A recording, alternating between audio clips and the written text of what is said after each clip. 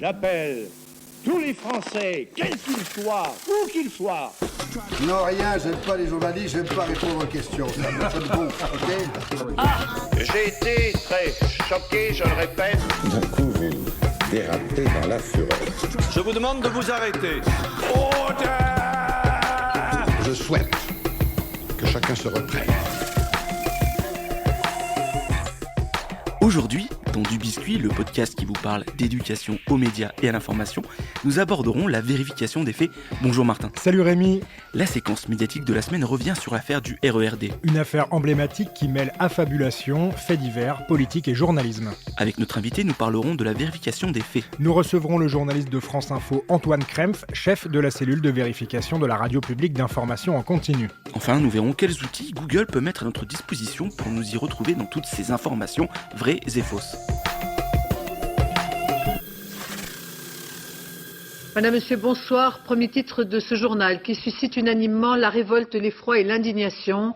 Une jeune femme dans un RER a été agressée par 6 hommes parce qu'ils la croyaient juive. Après l'avoir molestée, ils ont dessiné des croix gammées sur son ventre. C'était vendredi matin à 1h d'affluence. Personne n'a bougé. Jacques Chirac demande que tout soit fait pour punir les agresseurs de cet acte honteux avec toute la sévérité qui s'impose des agresseurs qui sont toujours en fuite à l'heure actuelle. Mais on commence par la séquence médiatique de la semaine. Nous revenons avec toi Martin sur une affaire qui a fait la une des médias il y a 15 ans maintenant, l'affaire du RERD. Nous sommes dans le journal télévisé de France 2 le 11 juillet 2004 et Béatrice Schoenberg nous parle de cette affaire, de cet emballement politico-médiatique. Ici, il est question de faux témoignages et c'est une question difficile à traiter car il faut du temps. Le temps de trouver d'éventuels autres témoins, le temps de recouper leurs témoignages ou de vérifier les images de vidéosurveillance.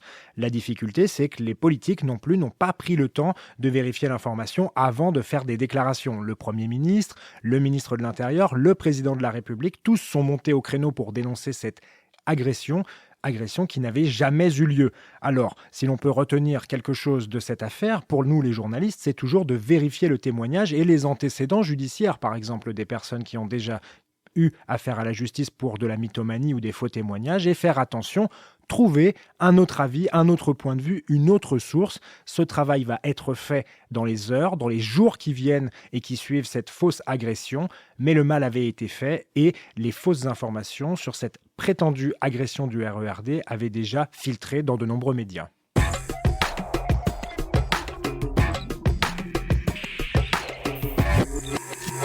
Alors depuis, des progrès ont été faits en matière de vérification d'informations. Et justement, Martin, toi, tu es parti à la rencontre d'Antoine Krempf, journaliste et responsable de la cellule vérification de France Info. Tous les matins, il présente le vrai du faux et en 2 minutes, il analyse et décrypte une fausse information. Et cette première chronique matinale, qui date de 2012 sur France Info, elle a donné lieu à une évolution qu'Antoine Krempf nous explique. Alors ça vient d'une chronique qui existe à l'antenne de France Info depuis 2012, chronique de vérification des faits, du fact-checking comme on dit en bon français. C'est une chronique qui est toujours d'ailleurs quotidienne dans la matinale de France Info. On l'a lancée en 2012 à la suite d'autres rubriques aussi dans d'autres médias français comme Désintox à Libération, Les Décodeurs du Monde, Le Vrai Faux de l'Info sur Europe 1. Tout ça venait des États-Unis, où en fait c'est aussi un mouvement qui est né plus particulièrement en 2008 avec la première élection de Barack Obama.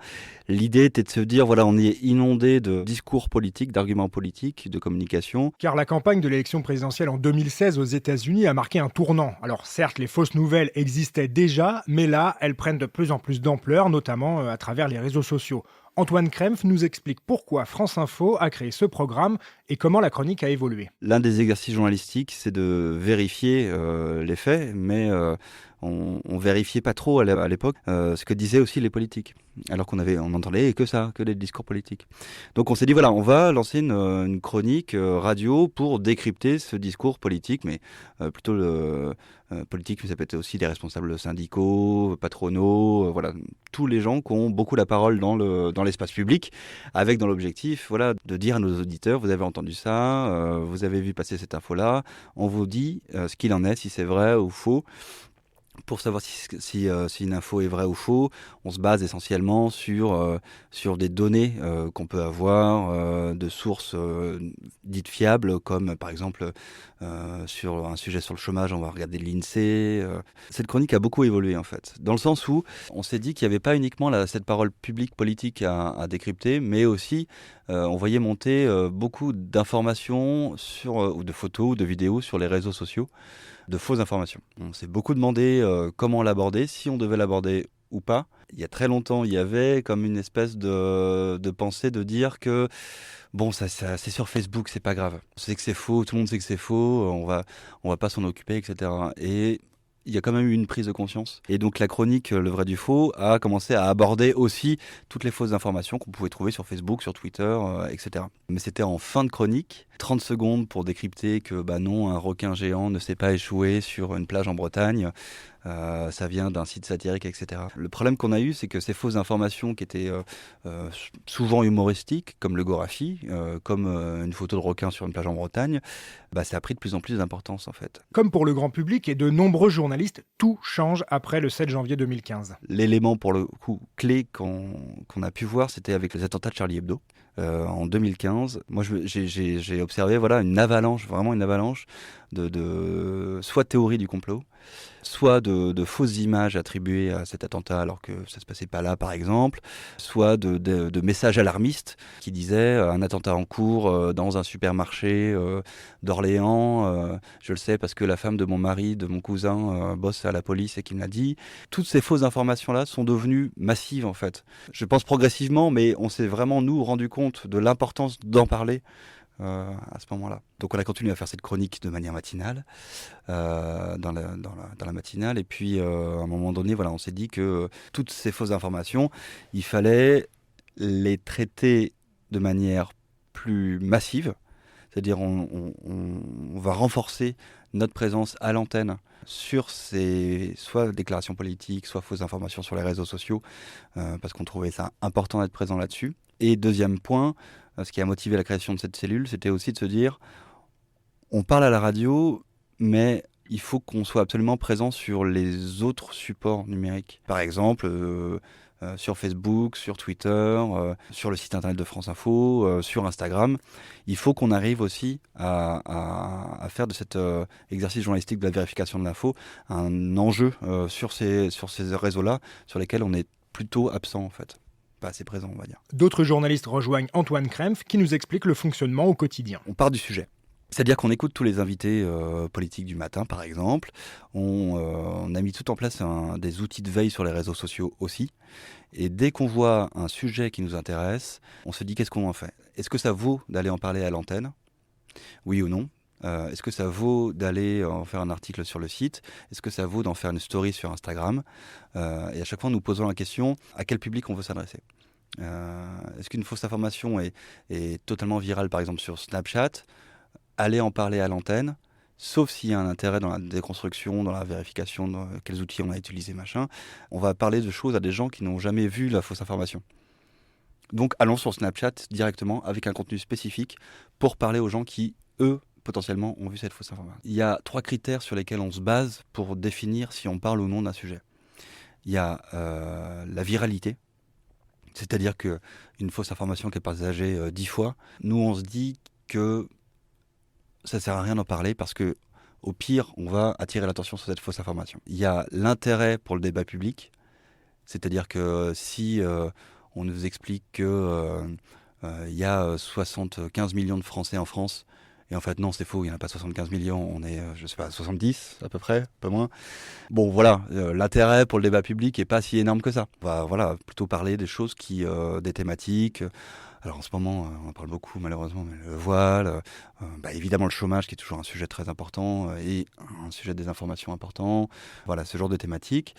Et le 3e critère sur lequel on se base pour définir si on va traiter ou pas un sujet, c'est l'intérêt entre guillemets pédagogique de la démonstration.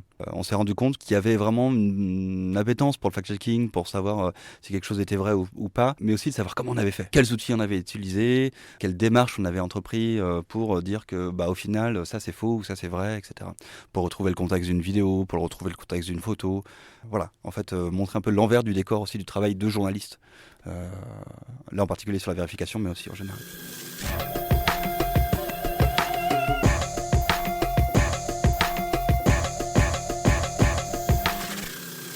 Alors Martin, Antoine Krempf vient de nous expliquer que la vérification de l'information est un enjeu pour toutes les rédactions. Et c'est pourquoi de très nombreux médias ont lancé leur propre émission, leur propre service de vérification de l'information. Ce sont ces nouveaux métiers de l'information, les vérificateurs. On vous conseille de suivre l'actualité du compte AFP Factuel, par exemple, ou des observateurs de France 24 et de l'Obs, mais il y a également 28 minutes des Intox, ou les Surligneurs, ou Checkpoint sur LCP, de très nombreuses émissions qui permettent de décrypter et de trouver des outils pour vérifier un certain nombre d'informations.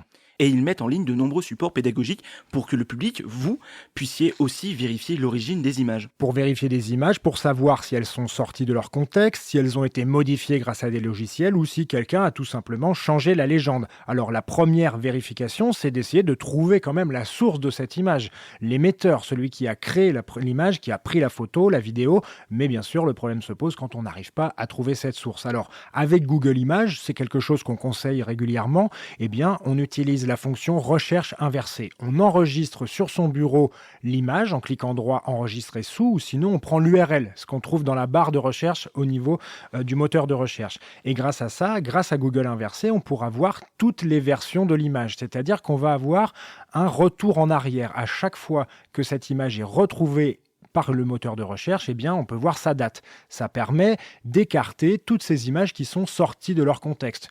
Par exemple, vous voulez vérifier cette image d'un gendarme qui apporte soi-disant son soutien aux gilets jaunes. Pour vérifier l'information, vous enregistrez l'image sur votre bureau, vous la glissez dans Google Images et déjà là, vous voyez que plusieurs sites de vérification de l'information ont traité l'information. Première chose, allez se référer à ces sites de référence. Et puis, dans des cas où les images ne sont pas beaucoup partagées, où elles sont très très récentes, eh bien, vous n'aurez que peu d'occurrences, peu d'images qui vont être remontées par le moteur de recherche. Et là, vous pourrez voir tout de même les différences de date. Si une image a été sortie de son contexte, et c'était le cas de cette image de gendarme, ce gendarme soutenait un mouvement de grève des gendarmes. Il ne soutenait pas les gilets jaunes, cela datait de plusieurs années. On peut voir les différentes utilisations de l'image et remonter dans le temps. On peut donc aussi constater, lorsqu'on remonte grâce à Google dans le temps, si l'image a été modifiée. Si on voit une autre image avec des personnages en plus, en moins, un détail qui a été gommé ou un cadrage qui a été repris, ou même si on a trafiqué la légende parce que, vous le savez, une image fonctionne toujours avec sa légende. Vous pourrez donc utiliser Google Images, mais il y a aussi d'autres moteurs de recherche inversés assez performants. Yandex, c'est un moteur russe, ou TinEye, qui est un des plus anciens. Et puis, vous pourrez également vérifier de la vidéo, mais ça, on en reparlera plus tard, notamment grâce au site d'Amnesty International. Alors nous venons de voir des outils pour vérifier les images, mais qu'en est-il de la vidéo ? La vidéo, l'intelligence artificielle, qui peut parfois nous jouer des tours. How about this? Simply, President Trump is a total and complete dipshit. Now, you see, I would never say these things. Moving forward, we need to be more vigilant with what we trust from the internet. That's a time when we need to rely on trusted news sources. Lorsque l'ancien président américain Barack Obama insulte son successeur Donald Trump, tout le monde y croit. On voit son visage, on entend sa voix, ses lèvres bougent en même temps, et pourtant, tout est faux, c'est une deepfake. Ça, c'est la nouveauté, c'est venu des États-Unis, c'est une fausse vidéo. On voit le visage de quelqu'un de connu, mais pourtant, c'est un imitateur qui parle à sa place et les lèvres bougent en même temps. Grâce à l'intelligence artificielle, ces vidéos deepfake vont peut-être bientôt demain envahir les réseaux sociaux et faire dire à n'importe qui n'importe quoi. La difficulté, c'est qu'il est très difficile pour un œil non aguerri de voir les détails qui permettraient de comprendre la supercherie. Et là aussi, on va devoir faire appel à des algorithmes dans les rédactions maintenant pour vérifier un certain nombre de points. Alors attention, si l'on peut vérifier des photos, on peut également vérifier des vidéos, mais cela va devenir de plus en plus compliqué. Alors toujours prudence, lorsqu'on voit une vidéo, on se pose toujours la question, qui l'a mise en ligne ? pourquoi et d'où vient-elle? En tout cas, je vous assure, c'est bien Martin et Rémi qui vous présentent du biscuit. Merci beaucoup, Martin. On se retrouve très bientôt. Et n'oubliez pas, vous pouvez retrouver l'intégralité de cet épisode et tous les autres épisodes sur lechantier.radio. Et on vous dit à très bientôt. Vous pouvez retrouver du biscuit sur le site lechantier.radio et sur Instagram. N'hésitez pas à liker, partager et à nous attribuer plein d'étoiles sur Apple Podcast. Avant de vous quitter, je vous souhaite bonne chance à chacune et à chacun d'entre vous. Au revoir.